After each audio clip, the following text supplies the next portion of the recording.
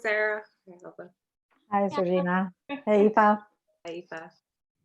Well, lovely to see you all this afternoon. Thank you very much for joining us for this discussion, The Air We Breathe, Multiple Publics in Future Practice. Just to introduce the session this afternoon, you're very, very welcome. We have an audience with us also on YouTube, but this is also being recorded and kind of will be available online for people to view in the future, and hopefully our students, and form part of the thinking in the college next year. This is part of the NCAD in Public series, and NCAD in Public is the kind of program that we're running, led by Anne Kelly, who's the gallery curator, to really sort of bring the thinking that's happening in NCAD out to an interesting audience. It's an interested audience. It's very much a space for practitioners in art and design to come together and to join our students and our faculty in just thinking through the issues that are facing us all today. And it felt particularly relevant during this summer, in this quite extraordinary time, to have a series of talks where we just sort of took a point of reflection to think about what it is that's happening within creative practice and the visual arts in particular. And I suppose from what we're interested in NCAD, and you know, our big commitment to our students is that our education is relevant and responsive to the things that are happening around us, and is connected to that world to which we speak to. And that world is going through huge shifts at the moment, not just the world of creative practice, but the society. So it's really important as we go into the next academic year that not only are we thinking about all the health and safety, and I could bore you all for hours with perspex and masks and face coverings and hand sanitizing and all those practical things we've got to think about, but we're really, really conscious that we also need to be thinking about how we help our students adapt and change what is looking like a very different future for how creative practitioners can think about developing their career and spaces for their work to happen. And change is always very worrying, and this has been a very difficult time, and there's been a lot of discussion, and we'll come to that today, around the kind of challenges, very, very real challenges facing everybody in the sector. But I think always in times of huge seismic change, there is also enormous opportunity. And new things come in those times when everything gets rethought. And I think new things come out of spaces like creative practice, where you've got the kind of brains and the thinking that is there to think about the future and help us imagine what those models will be. So hopefully that's what we want to kind of really foreground within the college as well. So the format for this afternoon is very much a chat between us, and hopefully a chat that those of you who are with us virtually are very welcome to join through the YouTube channel. So any comments put into the YouTube channel, we will see and we can respond to. I'm going to ask each of our contributors just to speak very much from their own perspectives. We've got a really interesting range of perspectives from Ailbhe. So sorry, I'm so remiss as a chair, I haven't introduced you all properly either. So to introduce, we have Ailbhe Murphy, who's director of CREATE, which is the National Development Agency. So the agency that's really concerned with social practice. So obviously really important to think through now what that means. Georgina Jackson, who is director of the Hyde Gallery, one of Ireland's most important contemporary spaces. So again, somebody absolutely at the coalface of thinking around how galleries respond to all the changes that are happening in terms of how galleries can connect with audience, but also how institutions can work with artists, and ways in which work can be made in the future. And Aoife Dunne, who is one of our very celebrated alumni, graduated from NCAD in 2016. It's always great to welcome back our alumni into the space. But it's so great to talk to Aoife earlier, but to see an artist who's having a kind of fantastic lockdown summer period and is going from strength to strength with a really amazing project commissioned by Fingal County Council, Transcending Time, new exhibition opening in the lab, and a huge commission underway for Culture Night. So a really exciting period for Aoife. So we're delighted to have you all with us today. I'm going to ask each of you just to speak from a very kind of personal perspective of where things are right now, and then open that out into a conversation between ourselves, and if the voices from the virtual want to join. This is my first time hosting a kind of virtual discussion, so it's quite odd to think of the people out there, but hopefully if you are out there, the name, please do join in. If not, there'll be plenty for us to talk about amongst ourselves. So I'm going to start with Georgina, as I say, director of the Douglas Hyde, and also very, very involved in the national campaign for the arts. And I know, Georgina, you just wanted to think a little bit about, reflect on the sort of gallery and what closure meant, where you're seeing things going in the future programme, but also it'd be great to hear a little bit about the work that the national campaign have been doing in response to this time. Great, thank you so much for the invitation. It's a really, I mean, I think that's one of the things maybe related to the national campaign for the arts, something I'll go into a little bit later, is just that idea of an ecology, right? And it's interesting that we have like director of an art school, director of a collaborative kind of art practice agency and organization, a kind of publicly funded gallery space, and an artist. And it's like, in actual fact, we all work together, are related to each other, and the things that we think about are shared. And I think that's maybe one benefit of this time, has been that there has maybe been time to be able to talk to people about things that are not immediate, or to have a little bit of breathing space to think about what we're all doing and how we need to reimagine or rethink the roles of organizations, of like how we can do things. I'm going to kind of as we kind of go through, I'm going to just share a kind of presentation. So I'm just going to switch over to that mode that hopefully now will work. Oh, hang on a second, sorry, that's one of my like it was like system preferences issue going on now. Oh no, okay. Okay, in a great technical difficulties, I'm gonna have to quit Zoom for a moment so I can be able to share the screen. I will be back momentarily if that's okay.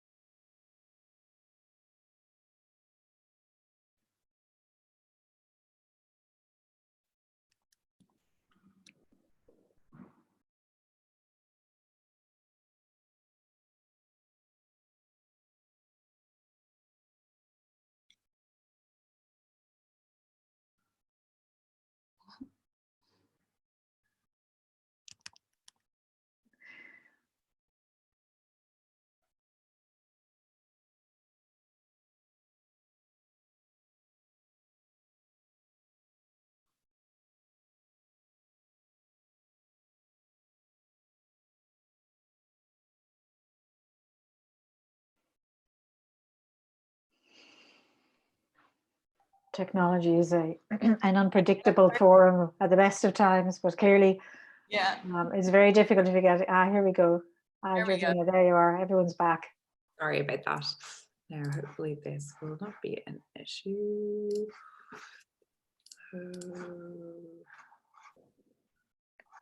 Now everybody can see that okay there.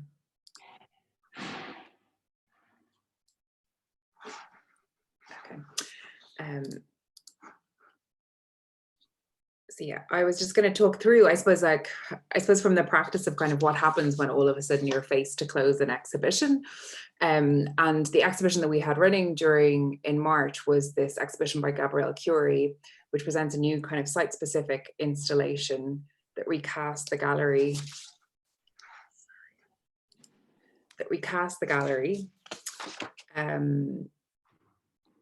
The cavernous architecture of the gallery, creating a static field to reduce the building's energy use during the run of the exhibition. And this large scale installation, which was probably one of the most ambitious that I've worked on in my time as a curator, transformed the space. It's made up of a makeshift drop ceiling, littered in a seemingly accidental accumulation with residues of human interactions and life, coins, cigarette butts, and moths. And this idea of the kind of thinking about the passage of time, which was something was very much inherent in the work, kind of also has kind of wider consequences or resonances with this present moment. And each smoked cigarette or coin becomes a remnant, a punctuation mark in human interaction. And thousands of these punctuation marks are gathered and composed in a grid-like format within rectangular wooden frames across the space. And the ambitious work was accompanied by a smoke drawing traversing the gallery walls, achieved by burning sheets of paper printed with figures relating to the logistics of the structural intervention, and an itemized estimation of the cut and the energy bill it should bring about. Alongside both, Curie is showing a selection of new and recently produced thermally insulated sculptural works that you can see here. And I suppose one of the things that I find so interesting about Gabrielle's work is this capacity to look at kind of objects or materials that maybe we feel in some way familiar and that we're kind of alienated from, but also that they take on this whole other kind of belief system. And for Gabrielle, art is always philosophy. And he's kind of talks about this idea that it's one of the ways in which art can be radical, that it's about transforming and reinventing what is around us. And I think that quote was something that I was interested in terms of thinking about this conversation here. So we closed the gallery on the 12th of March. And I suppose it was a very immediate process of ringing around the artists to tell them that their shows were closed or postponing and delaying upcoming projects. And as time progressed, we really looked to reimagine and kind of reinvent how we were looking at how we could engage our audiences and how we could also create ways for art and audiences to kind of come together in some form, and also recognizing that for many artists and many people who were involved within the art sector, that there was no possibility, there's no opportunity. So how could we support artists? And that's a kind of financial aspect as well through this crisis. So we developed a kind of expanded programming and developed this kind of Gallery 3 program to engage audiences through a number of different programs. So that included a kind of expansion of the gallery website and looking at the website and kind of social media. So we had Gallery 3 screenings, Gallery 3 the Artist's Eye, Gallery 3 the Artist's Eye conversations, and Your Gallery 3. And Gallery 3 is a format that the gallery has always used as a way of kind of expanding beyond our walls. So we launched a series of screenings. There were online screenings and began with Yuri Pattison, who's an Irish London-based artist who we're working with over the next period of time, and he'll open his show in October. And Pattison is considered to be one of the most influential kind of young artists addressing the impact of digital technology on both infrastructure and everyday life, working across video, sculpture, online platforms to explore the political, material, and social consequences of the rapid development of technology. And his work has always moved across platforms, connecting on and offline spaces. And that was something that was very interesting to be able to kind of work with him in relation to this online space. So this work was presented over a period of 2 weeks, which is a work called Sunset Provision, which is an ongoing work which generates an evolving seascape in real time within a web browser. Sunsets and sunrises are images with multiple associations across histories, from long-standing pagan or religious rituals to the dawning of a new age, often heralded in marketing campaigns. They're presented in their optimal format outside of any given time. So we also developed a series called Your Gallery 3, in which we invited audience members to select an exhibition of importance or something that they were interested in, of part of our archive, and then we would develop kind of material for them to be able to engage with that archive. And then also, the Artist's Eye program, which invited artists to respond to kind of what was happening in the world at that particular moment in time and how they were coping through these difficult times, whether or not there was particular, I don't know, a book or a text or something that they were enjoying as part of that and something that was helping them to get them through. Because I think that idea of kind of presenting how artists think about things. So Bassam Al-Saba, Ruth Clinton and Niamh Moriarty and Anya McBride were some of the artists who participated in that program. And we also developed, I suppose, like reconfiguring the website, because thinking about that as being one of the only ways that we could interact with our audiences, or kind of how we think about the particular space. And at the moment, we're looking towards reopening the exhibition on the 12th of August, which has only just been confirmed. And we're looking at how visitors will book a place through the gallery website, and will be limited to 6 people every 30 minutes. And part of thinking about that is like, how can we make the presence, or thinking about the gallery space as being this quite kind of precious or special space, and how can we make it as a kind of enjoyable space for people to come into and to be welcomed back. We're also working towards our next exhibition with Yuri Pattison, which this kind of online offline dichotomy is something that's very much part of his work. So it's interesting from, say, the plans that we had originally had in April to open that exhibition, that now we're also thinking about how can something online exist for those who can't necessarily come to the exhibition. And that's something to look at, you know, the capacity for artists to travel, the capacity for members of the public to be able to travel, whether or not people feel comfortable getting public transport, or if people are kind of over 70 or in a vulnerable risk area group, how their interaction with the gallery, or how they can think about that space. And I suppose there's kind of many questions that have arisen as part of this process, and kind of thinking about what is the importance of the gallery space? What does it offer? What happens if it's like a limited space in terms of a limited audience? But then how can we also think about supporting practice, or how can we develop kind of research or commission programs? How do we look at the online space as a space for engagement? And also, we, over the last number of years, have kind of worked very closely with artists who have traveled from other places around the world, and who have like stayed at the artist residency at the Irish Museum of Modern Art, or produced new work. And how can we work with artists who live elsewhere? And then also these questions of what happens if there is another lockdown, or if something closes for a period of time and artists don't have the space, the capacity to go to their studio, or the capacity to kind of make work. And one of the other things is this idea of kind of the local and the international, and how we think about the gaps or the spaces in between, and how an institution in one location can engage with other institutions, or think about a more broader aspect. I think this relates to what we were talking about kind of very early on, is this idea that no organization or artist or arts worker works alone, and that we're very much part of a vibrant arts ecology that spans across visual arts, theatre, poetry, film, music, writing. And I have been a steering committee member for the National Campaign for the Arts since for almost 2 years. And a part of that work has been engaging with the kind of fragile infrastructure that existed, say, before the pandemic. But as a volunteer organization, we've been very much involved with kind of like a campaign of kind of looking at how we can save the arts, how can we could engage solidarity and kind of visibility. So that's been a very active period in terms of both visible and invisible work. So in some ways, maybe like the less visible work is kind of lobbying with the department, engaging with the Arts Council, Culture Ireland, meeting with political parties, also having kind of member meetings to be able to feed in information to how the sector is responding and how the sector is coping. Also, the chair of the National Campaign for the Arts was part of the expert advisory group that led to the publishing of the Arts Council's response to the COVID-19 crisis, which I know Sarah was also involved in.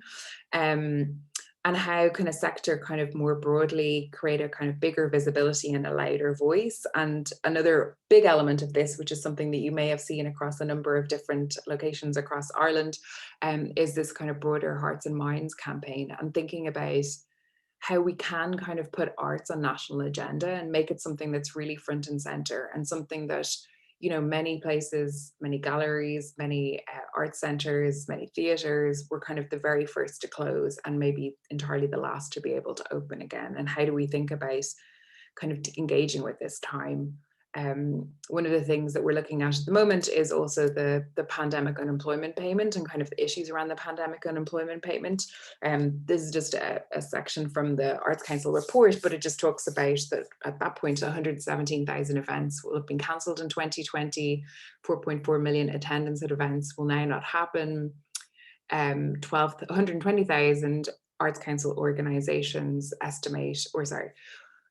Arts Council and funded organisations estimate that 120,000 people will not participate in artistic or creative activities which have been planned for 2020. So in some ways, to kind of have an understanding of the devastation that has occurred, and being able to look at how we can look at the future, how we can reimagine, how we can kind of reinvigorate, how can we go back, but also think forward to what kind of a landscape, what kind of an ecology we want to have, and how we want to support the arts more broadly.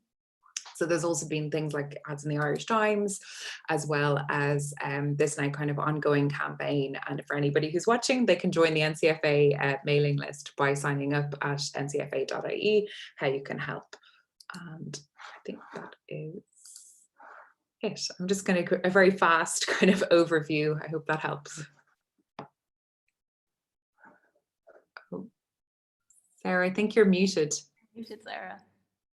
Sorry, joys of Zoom. Sorry. Thank you so much, Georgina. And just saying lots of things, really interesting things I want to pick up later in our discussion. But just think it is worth saying congratulations to everyone who's been involved in the NCFA. It's been an extraordinary campaign and so needed and very powerful. And it's amazing how it's been so heartening to see how all the different voices from across a really diverse sector have actually really come together to make something of impact. So that's a lot of work. I know I was involved in the NCFA in the early days myself. It takes a lot of commitment. It's sometimes a thankless task, so well done. I'm going to now ask Aoife to speak. As I say, sort of as an artist who is having a great lockdown, emerging from a great lockdown, we're having a great year and very well deserved great year, but just to speak from very personal position as an artist in terms of the experience of the last few months and where you see potentials in the future. Yeah, no, for me, this has been like a really exciting time. And I think I chose to view it like that. Like at the beginning of lockdown, like every artist across the world, I had a bit of a meltdown, losing all my work, lost a lot of money, I had family die, and I actually had coronavirus. So it was pretty intense. And I just chose this as an opportunity to challenge the way in which my work can be made and presented. My work is very much socially engaged and it needs audience participation in order to bring it to life. So when I was in the midst of lockdown, I decided, having lost my shows, to contact Caroline Cowley, who's absolutely amazing at Fingal County Council, and I was working with her on a commission in Dunsink. And I came up with this idea when I was after watching how artists across the world were responding to the pandemic. They all seem to be going to digital platforms to create new work, which makes sense. And I decided that within my practice, that was just that, and I wanted to see if I could challenge myself to still engage with people, even though no one could leave their house. So I decided if I could make something that moved and I could bring it to people, that was something that was worth a try. So I came up with this idea, I did a mock-up of it. I'm going to show you a video now in a second, so hopefully I don't have any technical issues like Georgina, fingers crossed. But no, it was absolutely amazing. I emailed Caroline and she said, yeah, let's go for it, let's do it. So it was an incredible, incredible experience. And it's made me quite like confident going forward that with everything that's going on, that creating exciting things is still possible. So I'm going to show you a quick video now.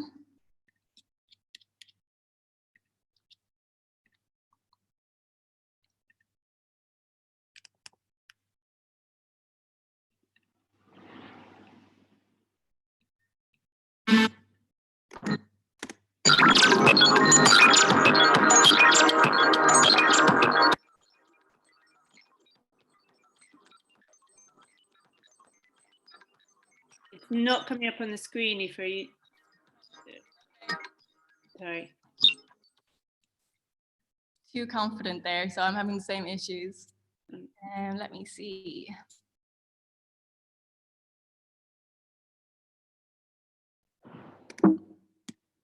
There you go. Fantastic. Brilliant.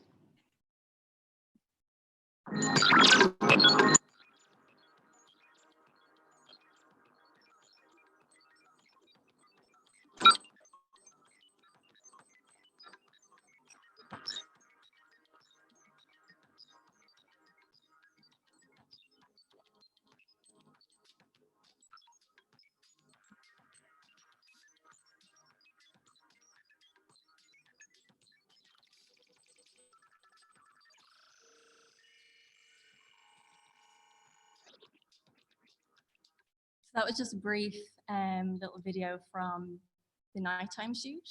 And I'm going to,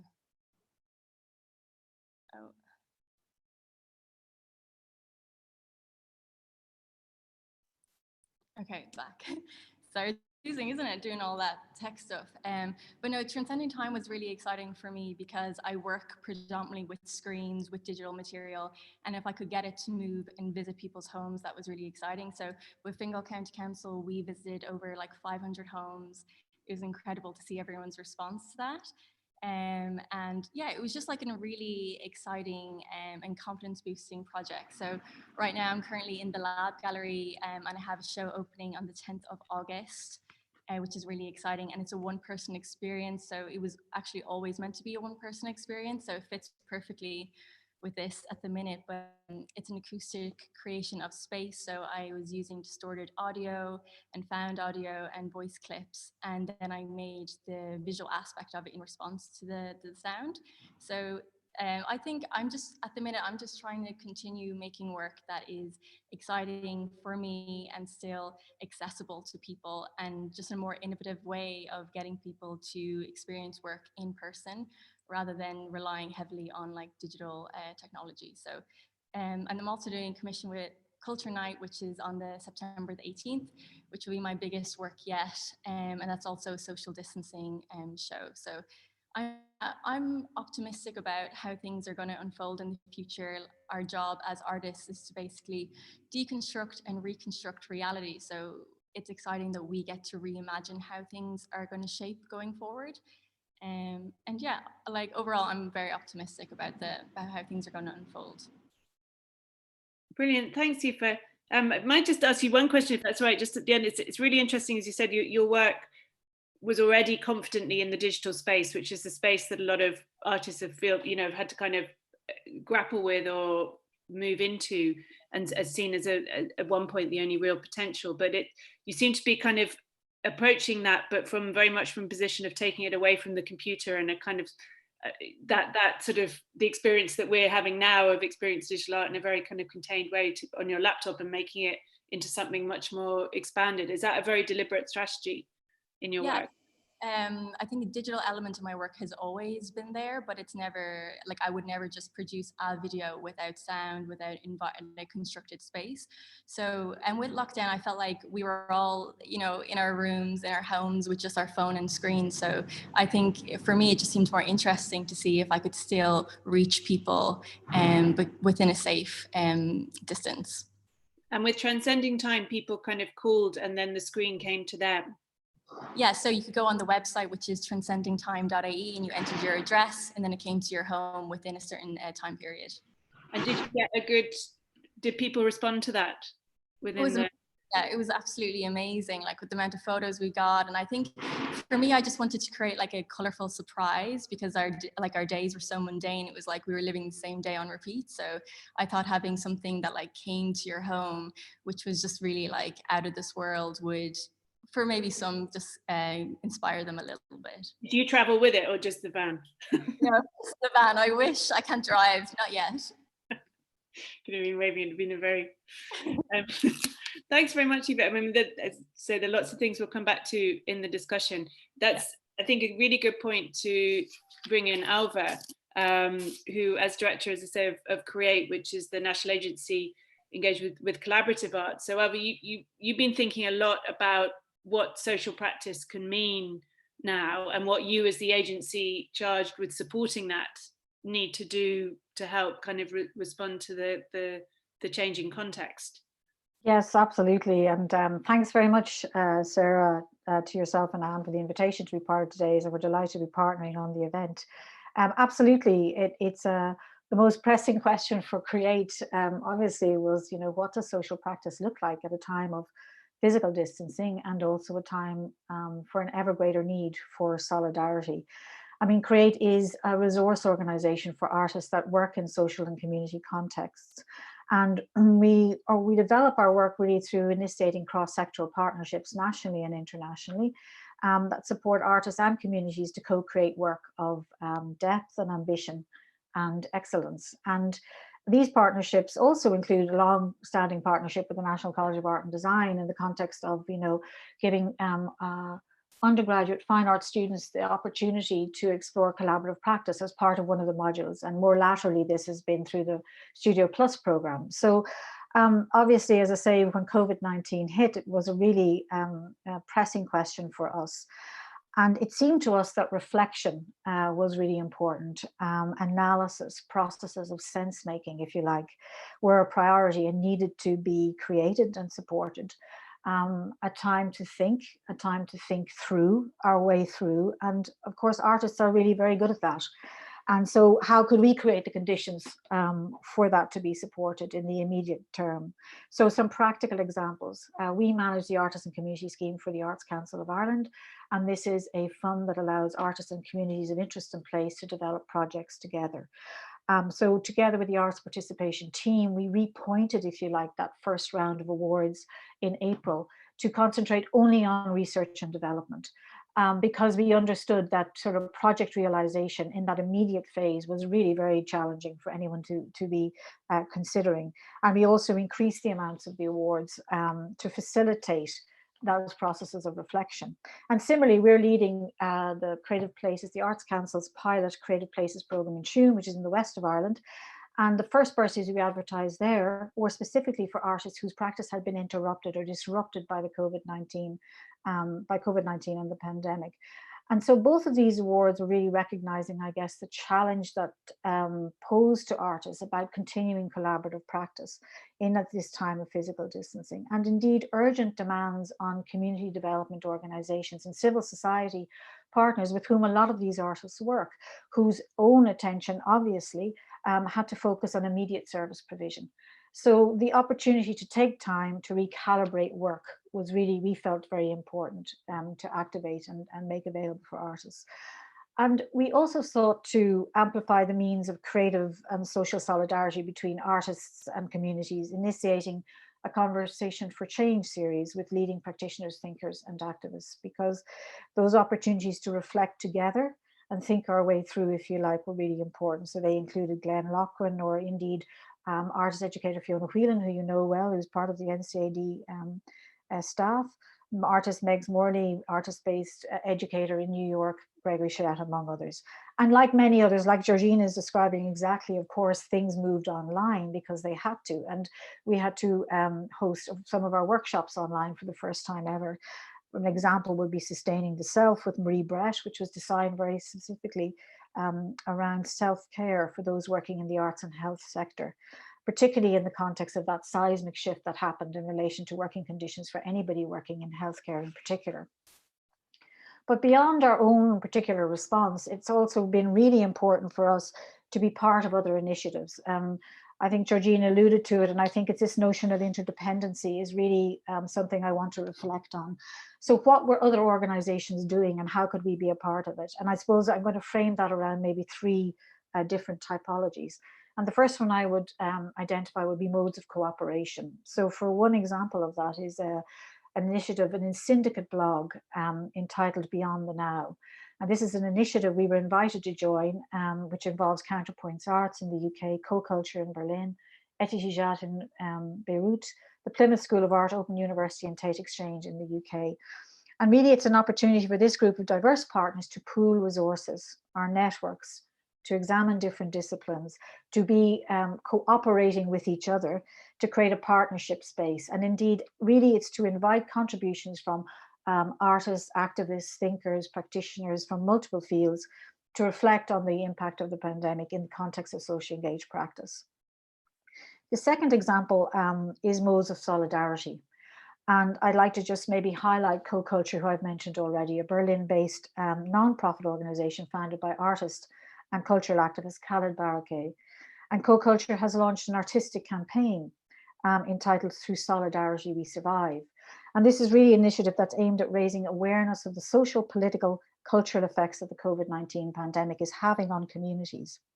And the project's goal is to publicly highlight the major role that creativity and imagination and storytelling play during a crisis like this. So it has its iteration in 16 posters, an exhibition, 2 city campaigns, an open call, and a crowdfunding campaign. So no more than, let's say, what Georgina is speaking about, or indeed evident clearly in Aoife's work, is that artists and cultural producers play a critical role at a time like this in terms of providing alternative spaces.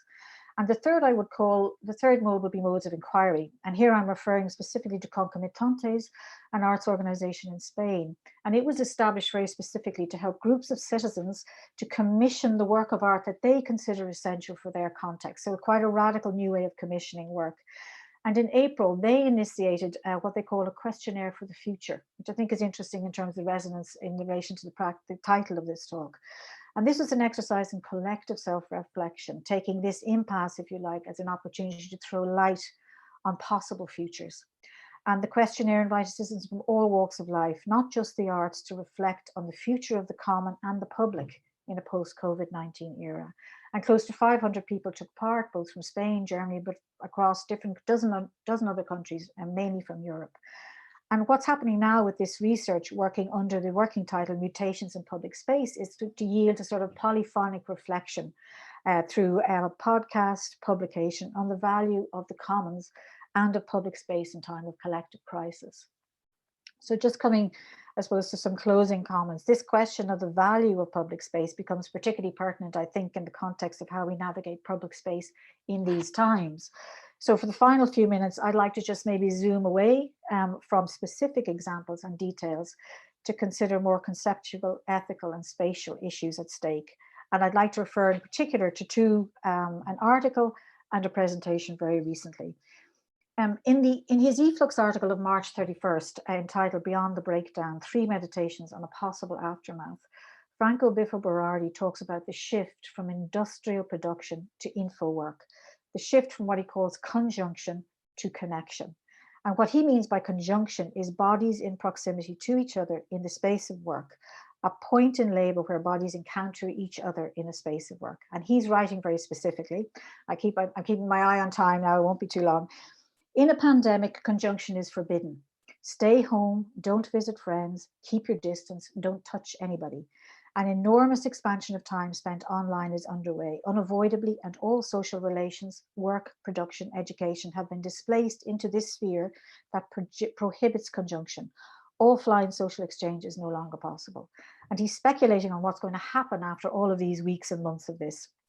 And I quote him here: at the end of the pandemic, at the end of the long period of isolation, people may simply continue sinking into the eternal nothingness of virtual connection, of distancing, and of what he calls techno-totalitarian integration.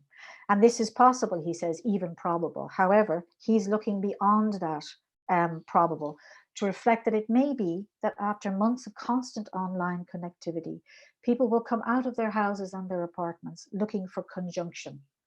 There may be, he says, a movement of solidarity and tenderness might arise, leading people towards an emancipation from connective dictatorship. And I think this proposition bodes really very well for socially engaged practice, because it operates through proximity and what Biffo would call conjunction. But I think we have to bear in mind, and I'm coming very close to the end here now, that Biffo was writing at the end of March, which was essentially like the beginning of this. His is a much earlier prognostic piece, if you like. And as we know, we are all now in the space of ambiguity. Should bodies be in the space of encountering each other at all? There is no euphoric re-emergence as yet into the public space. We are now in a space of trepidation. So perhaps Judith Butler's reading of the current moment might be a better register of where we are at. In particular, her recent talk at the Whitechapel only a little over a week ago, entitled The Force of Nonviolence. And it has a very particular resonance, I would suggest, with the title of this talk, which specifically says the instances the air we breathe, because she talks specifically about breath. And I quote, "Breathing is essential to life. It constitutes its sustaining rhythm. Yet under the pandemic, breathing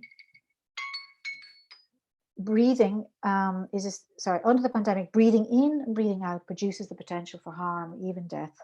She speaks of our interdependence in this context. She states we're interlaced, we are interlocked. And I'll just quote her here. "Humans share the air with one another. They touch one another. They are what is touched. These reciprocal intertwined modes of world sharing describe a crucial dimension of our vulnerability, but also an interdependence characteristic of our embodied social lives. There is no escape from that interdependence. A shelter is sought. Life itself depends on an organization of that interdependency."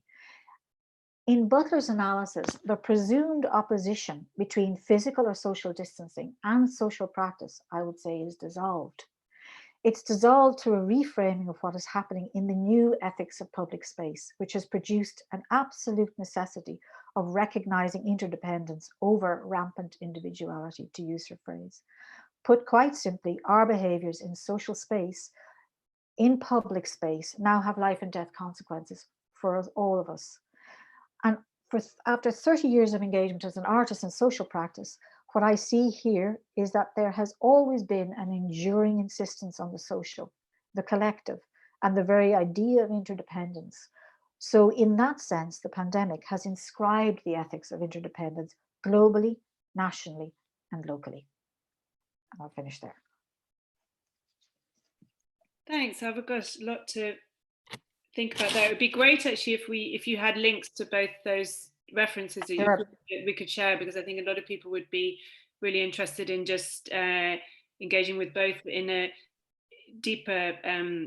So I'm just going to sort of open out the conversation. A few things that I wanted to ask, and keep an eye on the YouTube chat, and I'm sure you have questions for each other. I'm really struck by this idea of, the public space being so needed, but also being so dangerous. And it's interesting because we're in the same space in NCAD as Georgina's in just beginning to think about reopening, and this, as you say, Ailbhe, this very tentative space we're all now in of wanting to re-engage with the world, come out of that virtual hole we've been in, and everyone's willingness to do that, but a real uncertainty and heightened sense of risk in doing that. And I suppose it's interesting to think, maybe Georgina, from the sort of gallery space, do you think that the value of the public institution, and bringing all of you on this, but that the value of the space that art can create to help us come out of this this hole, is one of the things that we really need to look to and embrace in the next period, as we do come out of this, as we are in this very sort of tentative period. And if there are things that we can think, strategies that maybe we could think about within creative practice to help people address that duality of kind of engagement with risk. I mean, I think in some ways, like I was on a kind of coffee morning through the Irish Museums Association, but just talking about like, how do we make spaces feel safe? How do we make people want to come into spaces? And that idea of even like interfering, right? So if someone's not doing what they're supposed to be doing, that as a team, we need to say, you need to step to, like, we need to be at a 2 meter distance, or like, we'll only let you come in if you're wearing a face covering. Do you know the way that there's certain kind of, I suppose, very practical aspects of it? But then I also think about like so much work, I think in some ways to only ever value audiences or engagements through this idea of numbers, right, is kind of ridiculous. So how do we talk about the kinds of experiences, the kinds of revelations, the kinds of things that transform lives or make people feel better or inspire them or excite them? And when we're only looking at like the number of people who've come through the door on a particular day or over a period of time. But I think the other part of that is that we have all developed strategies to engage audiences, to bring more people in, to bring in different types of audiences, to kind of create a much more welcoming space for people to come into. And what happens when those people are no longer able to come for a number of different reasons, or we have like a reduced capacity of how many people we can have within the gallery space? And I suppose like I'm kind of looking at it from a number of different perspectives, because I think there's this idea of like how we work with artists, how we can work with artists, how can we create these kind of public platforms, or think about either an online space or an offsite, or like there is a kind of renegotiation of practices, right? Like even really simple things of thinking about like, we've previously shown films that are like an hour and 10 minutes and everyone sits on a big couch, and it's like, that's not really that possible anymore, right? And how we kind of reimagine practice and ways of working, but also think about like the limits, like I mean, this is something, it's a broader discussion, because I also think like this moment is also in relation to Black Lives Matter. It's talking about systemic racism. I think there's a greater kind of accountability of like what we consider to be public, how an institution can operate, and a kind of level of like accountability and questioning of like what our role is. And part of that relates to like, who are we excluding, right? And I think that question of who are we excluding and how are we excluding, as a kind of doors open or doors closed, but also as a sector, as the visual arts sector, of kind of thinking about like what we're doing, that there's a number of different things that are crossing over all at this particular moment. And we're not like, there's also this scenario that we may end up closing again in a few months' time, or we may open an exhibition and close it 2 days later and not be open for, like, nobody knows. Like there's so much kind of questioning, but I think the idea is that Ailbhe's talking about kind of solidarity, of inquiry, of cooperation. Like, we have to also kind of generate the good things that can come out of this. And I think we have to look at, how do we get through this, but then also what is the kind of world that we want to create as part of that? And that's a really, like, what kind of encounters, what does the gallery do if only 80 people can come in a day, and maybe those 80 people, you know, don't have other spaces to go to? Like, it's kind of like, I was thinking about this idea of, like, say, public parks, or like, you know, some people have gardens, some people have no outdoor space whatsoever. They have no space to meet other people other than the people they've been living with or not living with. So, like, the whole, yeah, how we think about space is altered fundamentally on a societal level, and distance, and yeah. And I think what's coming across from everything you're all saying is that while, yes, there's significant challenges, but what it seems to be giving everyone is permission to think differently. And I think, as you say, Georgina, kind of liberating the gallery space from just being about how many people can we get through the door, to actually, who are those people, what is their experience going to be, but what are the other ways we can find audiences, and how do we think about all those audiences? We've kind of, like, it's like a bomb has been dropped on quite some very established modes of delivery. You know, artists make work, the work sits in the gallery, the audience come into the gallery, everyone, the gallery gets a big tick if lots of audience come in, there's collectors who buy the work, you know, there's these kind of systems, and then it all feeds into this great big globalized sort of sector that everyone aspires to. And if that is opened up, and it's actually an opening up that needed to happen anyway, is that not a good thing? It's challenging, but is that not a good thing? Like, not just for the questions of equality, but also for sustainability and all these. Ailbhe, you were looking like you wanted to. No. I just want to pick up on what you're saying, Sarah. I mean, I'm like everybody else, I'm sure I was really struck, and it has really resonated for me, Arundhati Roy's analogy of the pandemic as a portal. And the question is, what do we want to bring through that portal? Are we bringing everything that we have? Is it about squeezing everything we have now, or what are we leaving behind? And in relation to the question of metrics, in terms of the ascription of value of the existence of the current arts infrastructure, there really is a question to be asked over its validity. And I'm sure, you know, Georgina, you would probably share this, in the sense that numbers alone does not tell the full story, just simply does not reflect the full story. And as long as the value ascribed to, let's say, the larger institutions is based largely on how many people come through the door, well, clearly now there's a crisis for those institutions. However, I think a very interesting analogy or way of thinking about the larger institutions is around to go to this question of temporal. They're you could also say they're transgenerational. They can be the keepers of history. They can be the keepers of stories. They can be the keepers of multiple experiences. The problem is that they have largely held only very few particular narratives that have been supported, generated, and valued, if you like, to a very particular system and a set of values. And so this idea of the portal and what it is that we might want to leave behind, I mean, I think it's really interesting in terms of the potential to recast entirely, if you were to be really ambitious about it, to recast entirely, or to think about recasting this infrastructure around the question of distribution of resources, the dissemination of work, the way that artists are supported, the value, the publicness of gallery spaces. Because to me, this is one of the most important things, no more than libraries. These notions, this conservation, this porosity of the institutions is really critical, and it's really critical going forward. Good. There's a few comments coming in here actually, which is great. So it's great to know you're all out there. And I have to apologise. I've got a whining dog outside. I don't know if you can hear it. Sorry, I've got a comment from Niall. Well spoken, Ailbhe.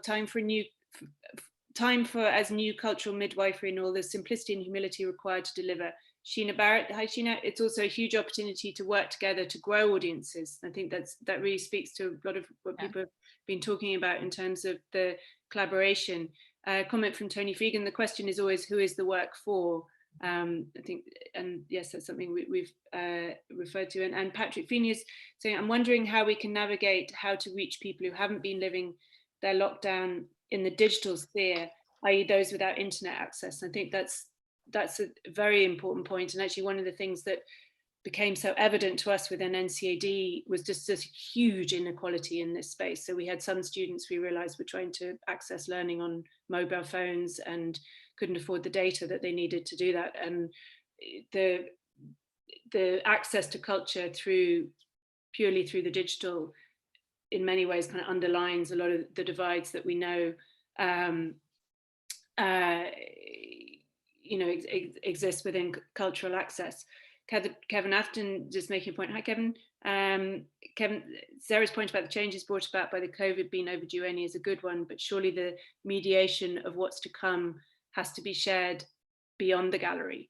Yes, and I think that's something that we would all absolutely agree with. Aoife, is there anything that you wanted to come in? I mean, I'm just conscious you haven't had a chance to respond to any of those other points, and I might have a few more questions.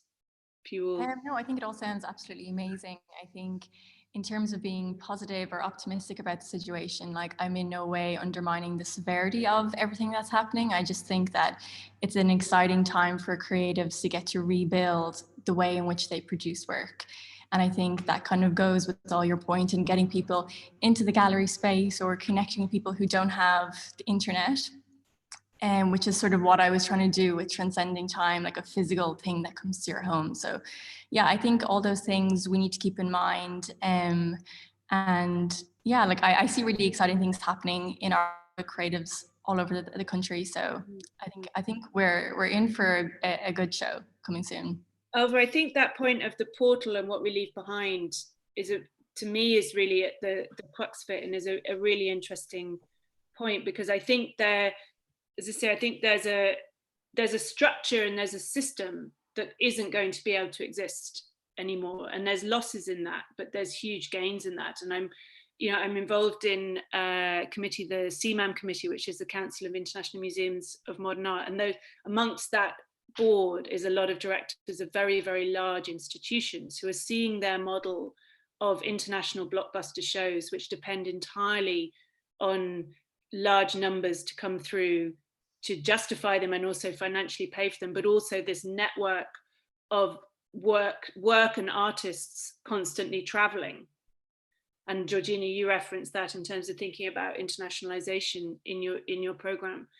That is something, and Frances Morris is on the committee and is on the council with me, and she's been such a strong advocate from the beginning that actually this is a model that the Tate needed to move away from anyway, challenging as it is, and it will draw it will pull the financial rug under from the Tate. But in terms of thinking about sustainability and the building a institution for the future, this was a model that needed to change.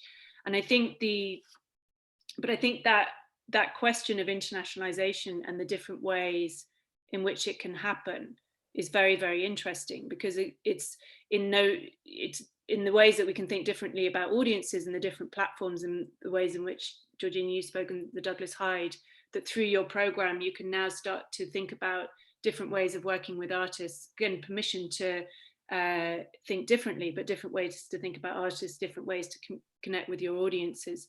But also, Ailbhe, you were referencing some really interesting international work that doesn't require us all physically to get.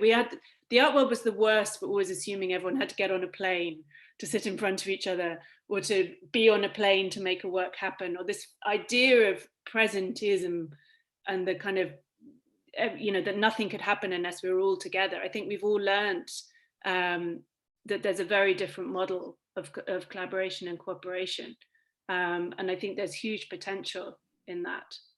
Yeah, I absolutely. And I think that certainly the artists and the communities that work with artists and the artists that work with those communities, I mean, there's an entire ecology of practice that for whom the galleries and the institutions have little relevance, not because they're not interested, it's just that they're not facilitating the work in the way that it's developing. And it's to deny, perhaps, and I think it's really important to say that certainly in the work that we're involved in and the work that I, even as a practitioner, I have been involved in for many years, is that there is a huge amount of work that goes on and is generated in communities of place around Ireland and internationally, where artists can be a part of that ecology to add value, to evoke, to strengthen already existing tendencies, capacities and interests.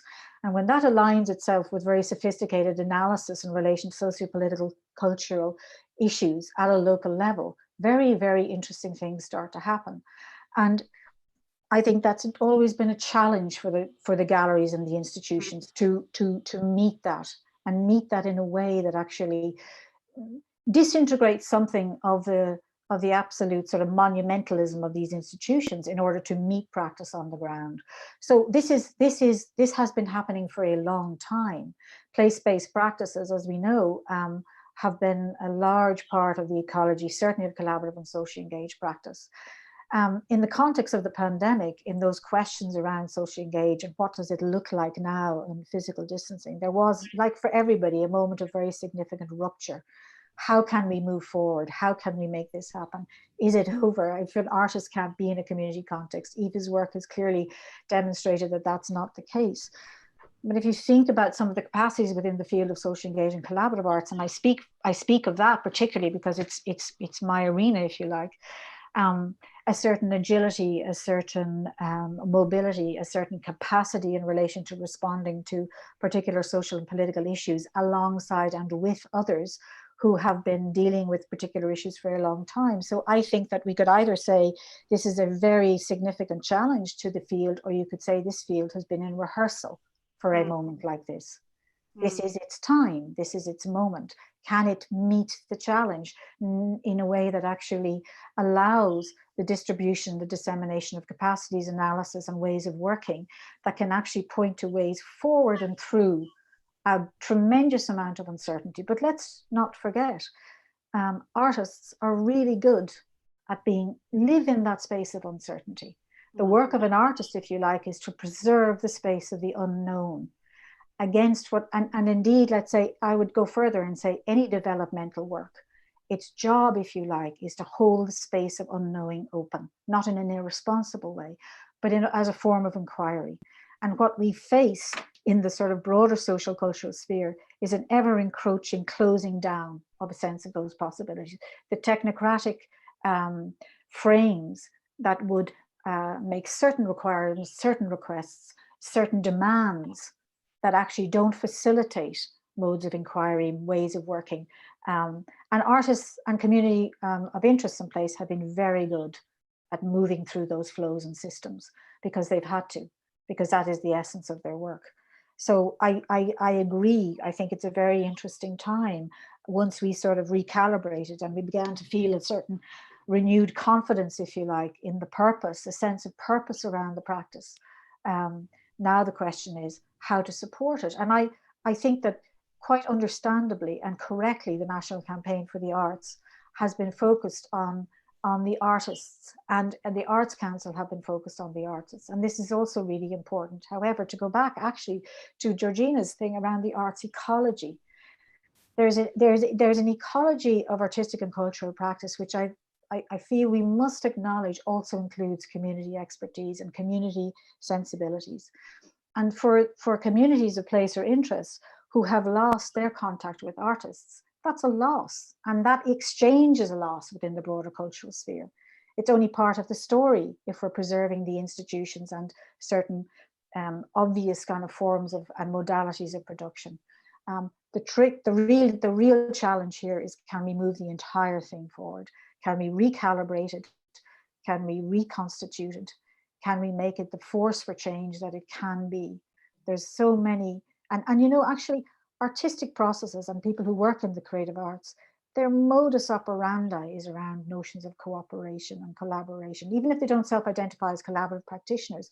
Inquiry, uncertainty, the realization, the relinquishing of unsuccessful strategies, the moving towards the unknown with bravery and a sense of risk. And the worry I would have, and I think all of us might have, is that in this space of unknowing, already risk-averse society will become even more so. And there will be the closing down of opportunities, and actually deliberate, systematic closures against all sectors of many sectors of societies, which we must resist. We must resist. We absolutely have to resist that, and we have to remain particularly alert and attentive to that at this time. So there are a couple of questions there. Were you going to respond, Georgina, to Jackie? Well, yeah, I think that question, I mean, it kind of leads in from Ailbhe's point about community, right? And I think like Jackie's question. I just say it because we're the only ones that can see it. All right. So sorry.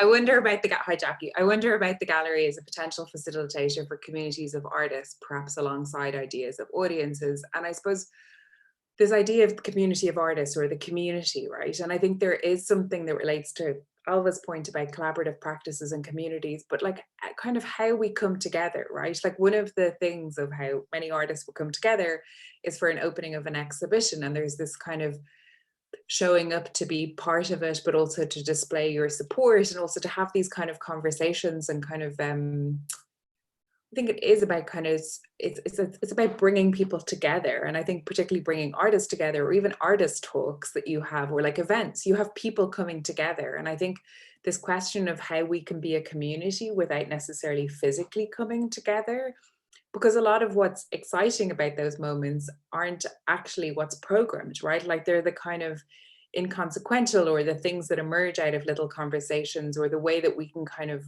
think about things a little bit differently. So how the question of the community is something that like I don't have answers for, but it's something I'm trying to think about. Like, you know, I'm sure it's similar in NCAD of thinking about the community of students. Like, you know, it's a very different experience from, or for Trinity students, it's so different from the way it would have been. So like, how do we get to come together in a way that's not only just through Zoom, do you know? Because I think that is, and questions of isolation, right? I think there's a bigger question of isolation, or people being like, you know, loneliness and mental health issues. You know, there's all of these other parts of what's happening at the moment. And that's not, I don't have lots of answers, but many questions. We're thinking about that obviously hugely in terms of next year, because we can't have all our students on campus at the same time, and what they can and can't do together is not, as we are absolutely prioritizing the space for people to be together, and to be together as informally as possible, but that's really complex. And it's going to be very much you know, a kind of evolving picture. There's just to kind of, because and we're coming to the end, and we've kind of touched on it a bit, but I just maybe wanted to ask you all maybe to your reflections on what it is that we can do constructively in this moment, because I think what we're hearing so strongly, and it's great also to see on the kind of comments coming through on the chat, is this real sense of potential and possibility, and this, we're at the edge of this portal. And I think there is actually also, I think, you know, I've been working in the Arts and Ireland for a number of years. I've never seen a moment where equally there's a kind of political will, whether it's just this, because it's all caught up in this moment of everyone getting a bit of everything, and it's just like a kind of bonanza of huge funding being announced at the moment, which isn't going to last very long. But there, you know, for a lot of, we seem to have got a moment where suddenly there is an acknowledgement that this is a space that is of value and needs support. That is a huge thing. So it's kind of a really critical moment. And I think, Ailbhe, you were talking a lot about Create's focus being on space for thinking. I mean, I think it'd just be interested to hear from you, or what you think is the kind of the real need in the next moment, when there's acknowledged sense of real potential, also huge uncertainty and huge unknown. And for me, I think perhaps where what really needs to happen is, and this is the moment to happen, is a lot of the little silos that we've all operated in. And, you know, even within the visual arts, like your bit of practice sits here, we sit here, we work with artists in this way, we work with audiences in this way, we're based in, to thinking about and the methods through which artists can think about getting their work seen, or the platforms. I mean, it was great to hear, Aoife, about you just going to Caroline with an idea. Let's do this now. Like, not waiting to be invited, not waiting for the knock on the door from the gallery, finding your own space to get the work made, seeing other sorts of spaces to get the work made. I mean, this was one of the things we talked a lot about as part of the Arts Council process with the Arts Advisory Group was, you know, if you look at this as a national problem, spaces like RTE open up as a huge potential for creative practice. And we've, you know, because we all sit in our little spaces, we're continuously limiting ourselves. So, you know, for me, I think what this moment is about is opening up all those different kind of silos that we all sit in, and creating opportunities for people to move between them and to see themselves, and to give power back to practitioners to find the spaces, and the supports to practitioners to find the spaces for their work to operate in this new society and look beyond existing models. But maybe just ask the others. Sorry, that's my answer. Anyone else? That's my answer for all the policymakers. But what would be a kind of, what maybe the sector needs to think about, and what the kind of the structures that support the sector need to be thinking about? Well, I suppose for me, it sort of all rests in a very, what might seem a very simple notion, but a notion of cooperation. And actually, that's actually quite hard to do. It's not necessarily easy. It takes time, and I'm not sure that we have that much time, because I think this window will start to close soon enough. We're already seeing a sort of a shift in the discourse around, you know, the pandemic unemployment payment, and a certain sort of scrutiny that's coming. So this moment isn't open to us for very long. But so I think there's an urgency around it. I just noticed Kevin's comment there about, you know, being the idea of rehearsal is good, but the stage needs to be recast or reset, and I couldn't agree with that more. I think that one thing that the arts sector could do is really present alternative ways of imagining a future society. And I don't mean that in a necessarily altruistic way. I actually mean that with the best of critical thinking, because I'm very cautious of notions of well-being that get sort of presented at times like this, because, and I've said this many times, a healthy society is a society that is in critical discourse with itself. And to be in critical discourse with ourselves at this moment in time, as we co-think and co-construct and advocate for a different way of supporting and advancing work. And I think NCAD faces a particularly interesting and dynamic and creative challenge here, because you are going to now bring through the next generation of artists. And to go back to what Kevin is saying there in the comments, the stage is just doesn't exist in the same way. It just doesn't exist. The opportunities are not going to be the same. And I would actually say that we cannot leave it to artists alone to imagine all of those opportunities, because it's really difficult to survive in Ireland as an artist at the best of times. It's really, really hard to do it. So it's about cooperation, and it's about cross-sectoral thinking and analysis and working together. And I think the National Campaign for the Arts, it's about how do we advocate and campaign for those differences at a political level. We need to be in at a political level, and beyond just arts practice as a form of distraction, arts practice as a generative critical force to help us reimagine, all of us reimagine across society. And I think I'm very interested in, you know, as we think about different forms of cooperation, the role of a higher education institute in that, because we, you know, there's a tradition where we sort of sit outside it and then spit out artists into the world, and then they enter into a world in which we're quite disconnected. And I want to, you know, part of thinking about programs like this is to make sure that NCAD is absolutely part of that conversation, so that we are helping young artists emerge onto the stage that has been cleared. Georgina and Aoife, do you want to? I suppose I would echo a lot of Ailbhe's points. I think in some ways, like there is that idea, particularly in the higher education aspect, where like that maybe there's a kind of evacuating of the value of critical thinking, a kind of evacuating of the value of artists. So kind of the creativity is kind of brandished as being something that's everybody can do, and it's all fantastic. And it's kind of like there's maybe an undervaluing of the kind of level of inquiry, the level of thought, the kind of depth of thought, and also the expanse of that. And I think that, you know, part of this is this argument, right? Like, it's been interesting being involved with the National Campaign for the Arts in terms of like talking to like political parties, talking to like Arts Council, Culture Ireland, but particularly even talking to political parties, and the kind of, in some places you have people who entirely understand like the value of theatre, the value of visual arts, and other times where there's a complete like lack of understanding of the finances or the infrastructure that's behind. And I think that's something that, you know, it's such an interesting counterpoint, the success of normal people through this period, like internationally with the announcement of the Emmy nominations, to kind of realize that there's a whole infrastructure that's behind that. And I think that's, you know, in some ways it's kind of looking at what's necessary for those moments of kind of glory, but also the value of all of the things in their own right beneath that, or as they kind of emerge. And there's something about, I think someone was telling me about that in Australia, they're kind of starting to increase the fees on arts degrees versus science degrees. And it's creating this kind of differentiation between like what is a known value and what is an unknown value. And for me, the not knowing or the not being sure is like a crucial part of what the value of the arts are. And I think for that space to be maintained and kind of expanded is so critical in this moment.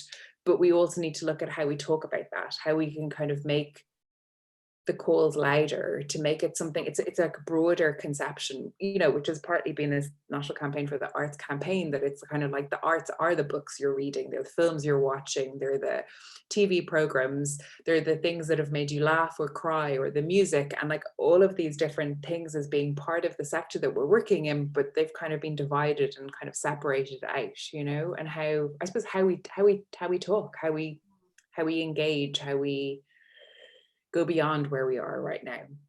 And I think there's always a danger, as you say, Ailbhe, and it came up again and again as when we were looking at the advisory report for the Arts Council, the advisory group that I was involved in, the sense that the justification for the arts in these kind of critical moments is the sense of kind of well-being that they can create, and this kind of layering on top of what's happening in society, rather than actually really understanding the role that they play in really shifting society and being at the kind of core of things. And as you say, that sort of deep inquiry and the real impact of what happens in terms of cultural production. It's not just this moment where we, you know, there was a lot of discussion around the need to, the answer in this space being to generate a lot of cultural production that would just make society feel better. And that's, you know, not the cultural production that really has impact. When it's, you know, the cultural production that has impact, it doesn't start with that intent. Mm-hmm. No, and nor is it realized entirely alone on its own. Yeah, it just isn't. If we're talking about shifts of that scale, we cannot imagine that the arts on their own are going to do it. Mm-hmm. It's not possible. But the arts in alignment with other sectors and other levels of an analysis and movement towards social change.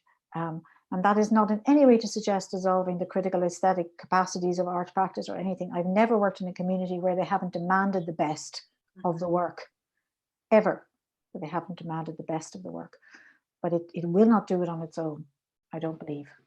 I just want to comment on what Ailbhe was saying, which is brilliant. I think being an artist as is incredibly challenging, let alone being faced with everything that's going on. And I think that artists need as much help, support and funding as possible. I know a lot of my friends have lost their studios. They can't make work anymore. So I think there needs to be emphasis on really helping artists from the ground up and supporting them financially, because without budget, we can't do anything. It's like with my project with Fingal County Council, without that help, that work never would have been made. So I think trying to find ways to support artists, getting them back in their studios, getting them back into their practice is really important. And that support being speculative, because I think, you know, a lot of the structures of support are based on models that are going to be difficult to sustain, whether that's, I mean, there's going to be fewer gallery shows, you know, there's going to be few of the kind of the normal kind of routes through which work gets supported. And I think there needs to be a lot more support for artists to just be working, to be doing, to be thinking, to be researching. And yeah, exactly. Just to be thinking, even, yeah, exactly. But I think like artists can only do so much. We can come up with new ways to present work, but without the funding, we can't actually produce it. So. Great. There's a few comments here. I don't know if they can be seen. I should have figured this out before. If they can be seen by those viewing YouTube, or if we need to read them out. But just a reminder, Aoife, if you could mention the dates of your show in the lab. Yes, so it's opening on the 10th of August, and it'll be open till October. So plenty of time to pop in. Great.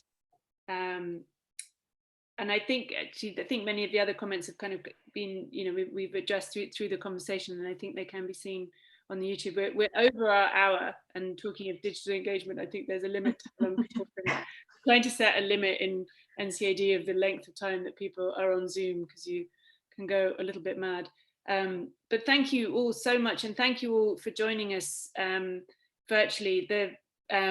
Also, Anne has asked me to just remind you all that the newly commissioned project Tongue the Sung by another NCAD alumni, Jonah King, can also be viewed on the YouTube channel. So please do check this out. And we'll be having ongoing discussions. And it's great to see so many people joining us today, and the level of engagement. I think it really shows that there is a real need for a space where practitioners across the field can come together to kind of think in this way. So there's so many different aspects of today that need to continue as a conversation. So we'll be thinking about that as we go into the next academic year.